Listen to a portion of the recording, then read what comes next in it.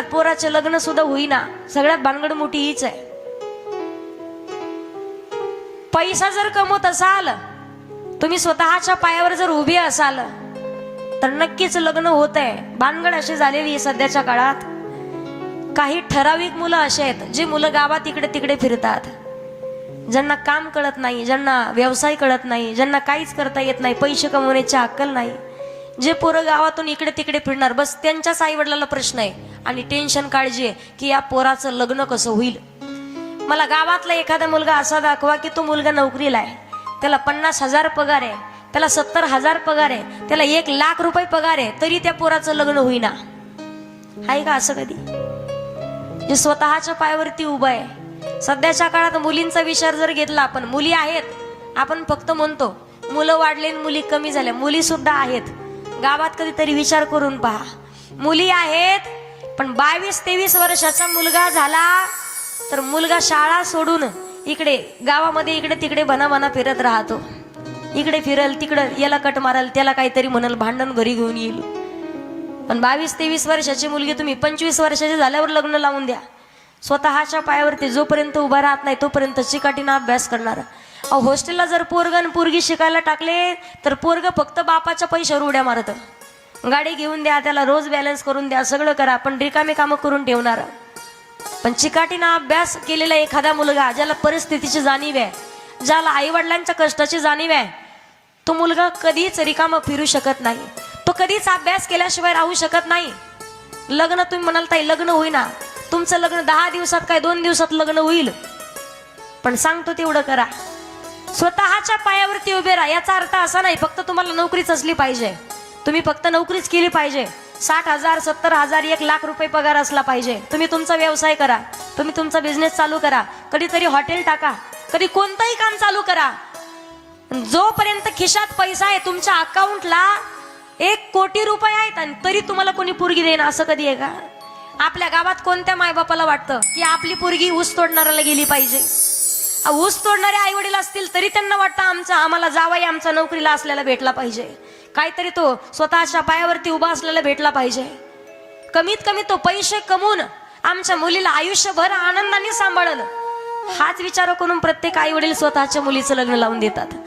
मग तुमच्या मुलीचं लग्न श्रीमंत मुलाच्या सोबत पैशावाल्या पोरासोबत व्हावं असं वाटत असेल तर गोरगरिबाच्याही मुलीच्या वडिलाला हेच वाटणार आहे ना, श्रीमंताच्याही वडिलाला हेच वाटणार आहे. आमच्या भागातली घडलेली घटना आहे.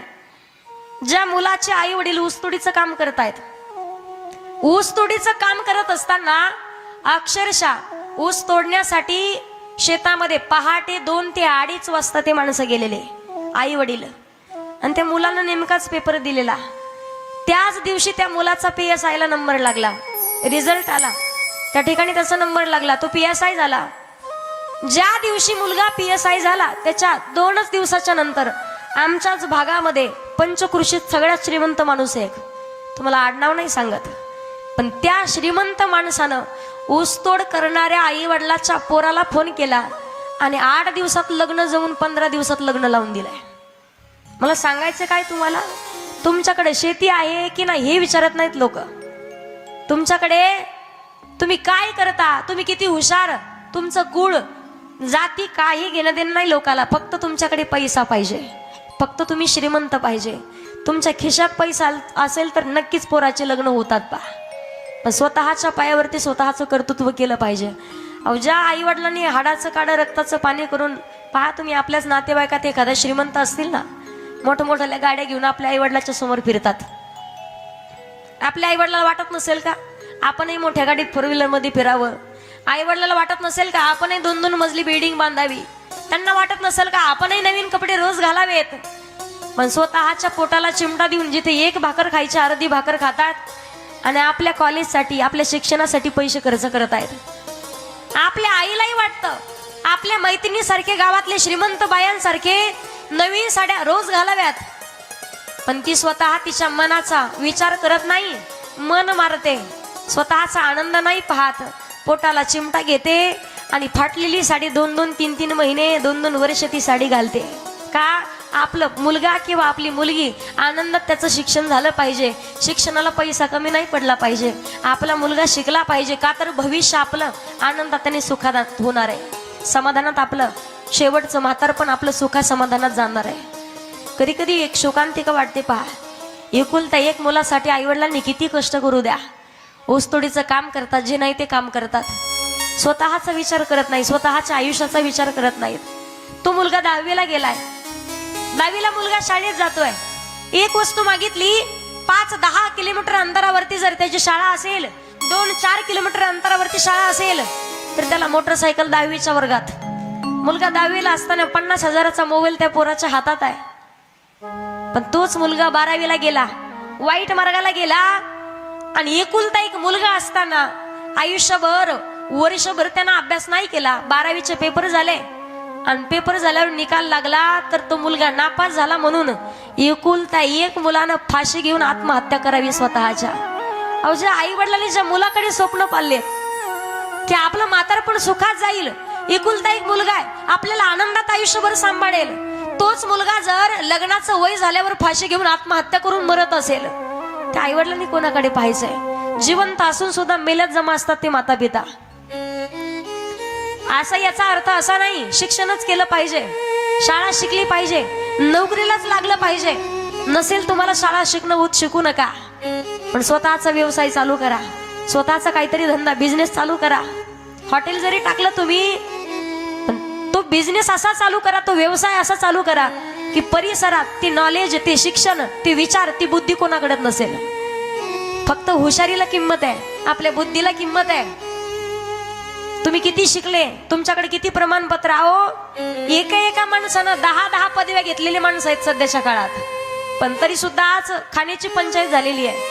पोट भरवण्याची, त्यांना पोट भरवण्या एवढं सुद्धा त्यांच्याकडे पैसा येत नाही. का? 10 डिग्र्या घेतल्या तुम्ही, 10 पद तुम्ही घेऊ शकता, पण नशीब प्रारब्ध योग्य वेळेत सावध झाले नाही. आपलं भविष्यामध्ये आपण पैसा कमवला पाहिजे. आपलं आनंदात सुखात जगायचं असेल तर पैसा आपल्या संसारासाठी लागला हा विचारच कधी केला नाही, म्हणून जगत राहिले. आणि वेळ निघून गेल्याच्या नंतर उपयोग नाही.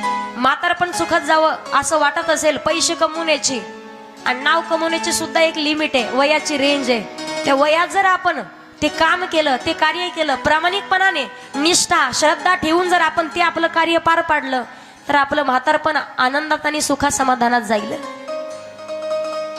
15-16 वर्षाच्या 25 ते 30 वर्षापर्यंतच आपण पैसा कमवू शकतो.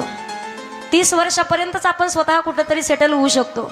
वयाच्या 30 वर्षापर्यंतच आपण आयुष्यभर आपल्याला पुरेल एवढा पैसा जमा करून ठेवण्याचं साधन जमा करू शकतो.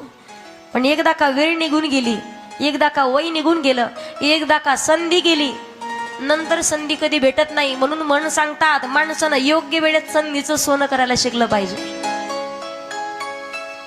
लोक म्हणतात, ताई आमच्या वाडवडिलांनीच काही कमवून ठेवलं नाही. अहो, त्यांनी तुम्हाला जन्म दिलाय, जग दाखवली, हीच खूप मोठी गोष्ट आहे. हात पाय सगळ्या काही गोष्टी व्यवस्थित आहेत. ज्यांना हात नाही, ज्यांना पाय नाही, ते सुद्धा पैसा कमवत आहेत, ते सुद्धा स्वतःच्या पायावरती उभे आहेत, त्यांचं सुद्धा भविष्य आहे, ते सुद्धा लोक श्रीमंत आहेत. पण आई वडिलांनी जन्म देऊन नरदेह, मनुष्य देह आपल्याला आयुष्यभर लहानाचं मोठं करून सुखात समाधानात आणि आनंदात सांभाळलाय. ही गोष्ट नाही विसरली पाहिजे. आपण कष्ट करू शकतो, आपण काम करू शकतो. पैशाला किंमत आहे, पैशाला किंमत आहे, पण स्वतःच्या नात्यामध्ये सध्या पैशाची किंमत आलेली आहे. माणसाला पैशा पुढे सध्याच्या काळात नाते सुद्धा समजना, नाते सुद्धा लक्षात येत नाही. माणसानं श्रीमंत नक्कीच झालं पाहिजे, पण काही काळ आपली गरिबी सुद्धा होती, काही काळ कोणीतरी आपल्याला मदत केली होती, काही काळ कोणीतरी आपल्याला एखादी भाकरी खाण्यासाठी दिली होती, हे माणसाने विसरलं नाही पाहिजे. श्रीमंत प्रत्येक जण होत असतो, पण श्रीमंत झाल्यावर गरिबी विसरणं हा खूप मोठा अपघात आहे. श्रीमंत झाल्यावर गरिबी माणसाने विसरली नाही पाहिजे. गरिबी मधून आपण गेलोय, आणि जे माणसं डायरेक्ट श्रीमंत झालेत त्यांना कधी गरिबीची जाणीव नसते, गरिबीची जाणीव नसते.